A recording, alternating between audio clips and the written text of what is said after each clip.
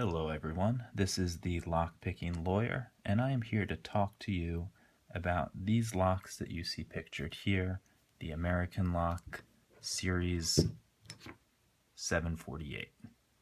Now the 748s are similar in many respects to this lock over here. That's the American Lock Series 700 with some key differences.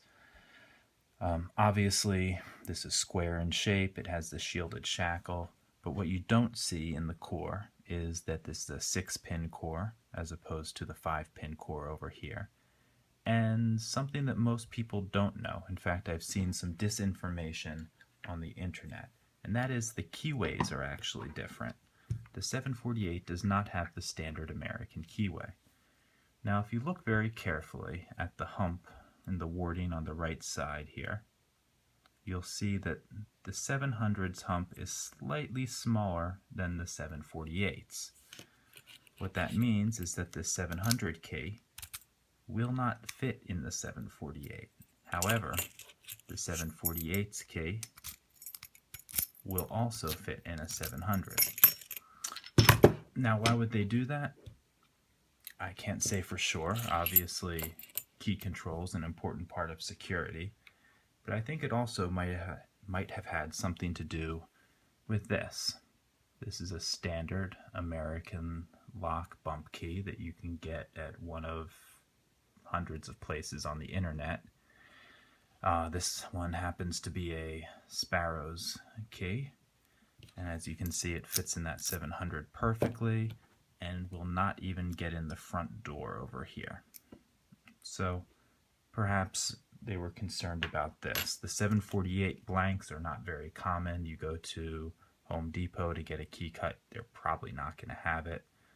That key control is part of security. So the short of it is, this is a very heavy, hardened steel padlock. It's got a thick shackle, great protection against any sort of brute force attack, and some unsophisticated attacks like bumping or bypassing. Yes, it does have an anti-bypass plate in here. So other than the keyways, the cores are very similar.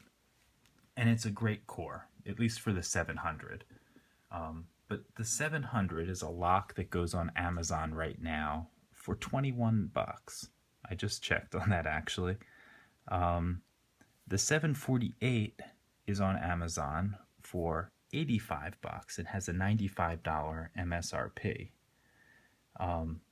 So the question in my mind is whether that core is $85 worth of pick resistance.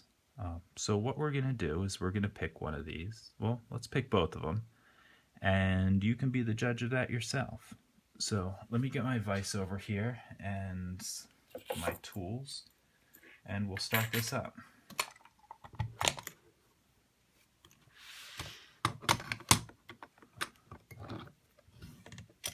Okay, let me adjust the camera.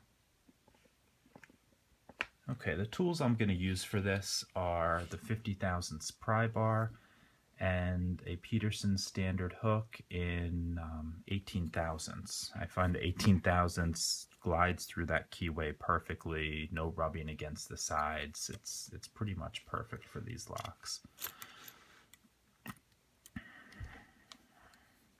So pin 1 is loose, 2, little bit of a click, 3 is loose, 4 is loose, 5, I think I set 5 there, 6 is loose, back to the front, 1 still loose.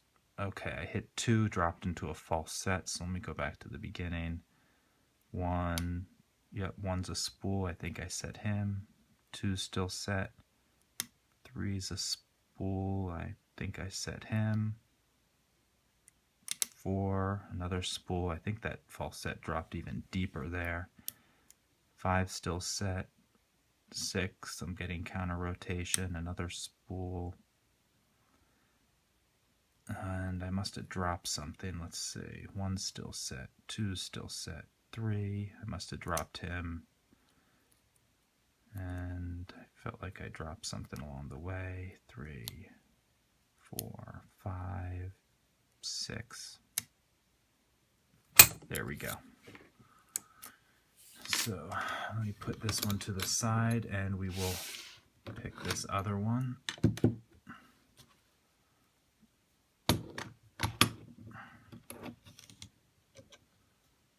Okay, we're going to use the same tools.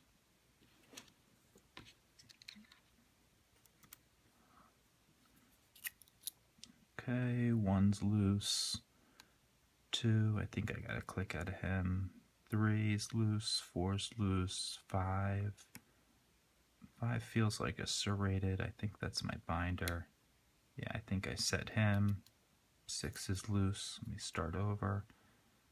1, definitely binder, probably serrated. I dropped into a false set. 2 is set, probably a low cut key. 3, I got probably a spool and he's set. 4 feels set, another low cut. And 5 is set, and 6 was a spool, and he's picked too. Now they open pretty quickly. I'll leave it to you whether you think that's $85 with pick resistance. But let's tear these apart. I'll show you what's inside. Well, before I do that, let me show you the bidding on these keys. The bidding's actually pretty good. I don't know whether they select special bidding for the 748s, but that's pretty good as far as American locks go. Some high-lows in there. You're not going to get much better than that in commercial locks. So let's tear these apart. I've got my things ready. Let me adjust the camera angle here. Okay. Now these locks come apart pretty much like every other American lock out there. You go down here and there's a screw. And the screw releases this piece in the top. Okay, then there is this little plate right here. It gives you some drill protection, though it's probably mainly to keep you from over-rotating the key. And then the core will come out. As you can see right here, we've got the anti-bypass plate. And let's put this lock to the side and open the other one up.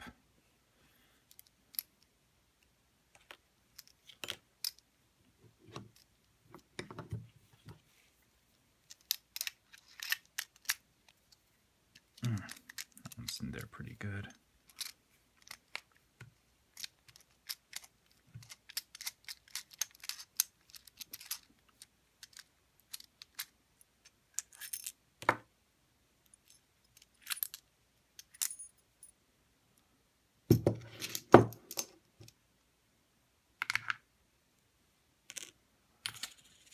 Okay, let's get these clips off the back.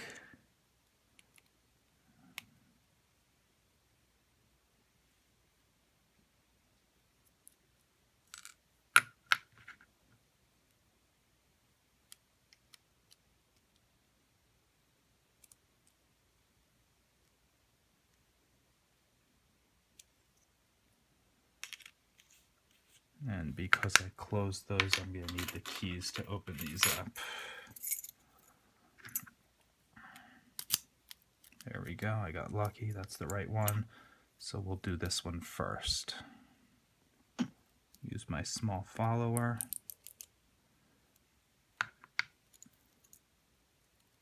And I'm just going to dump these right into the tray here.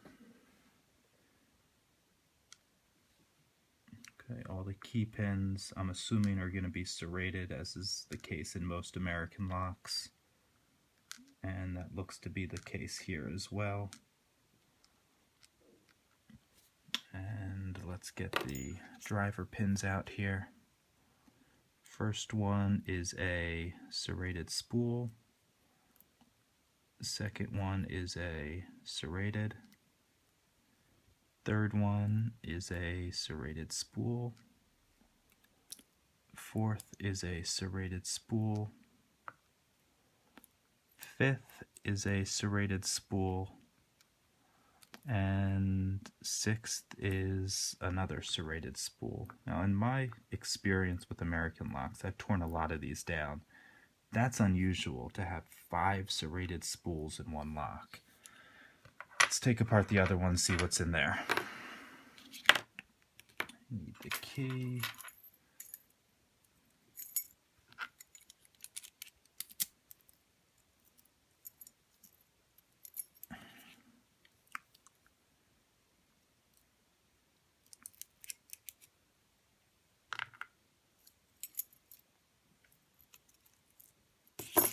Okay, I'm just going to dump them right above here.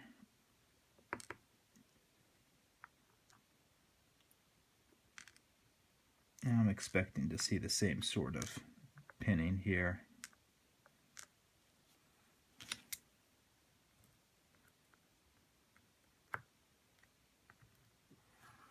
And let's get the drivers. First one is serrated. Second one is serrated spool. Third one is serrated spool. Fourth is serrated spool.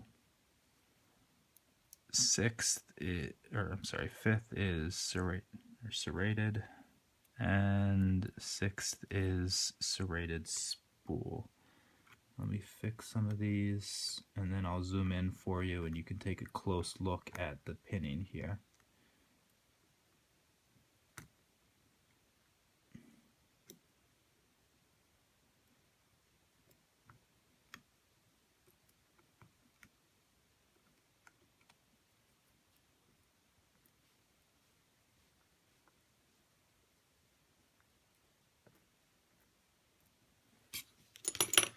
Okay, let's zoom in on them for you.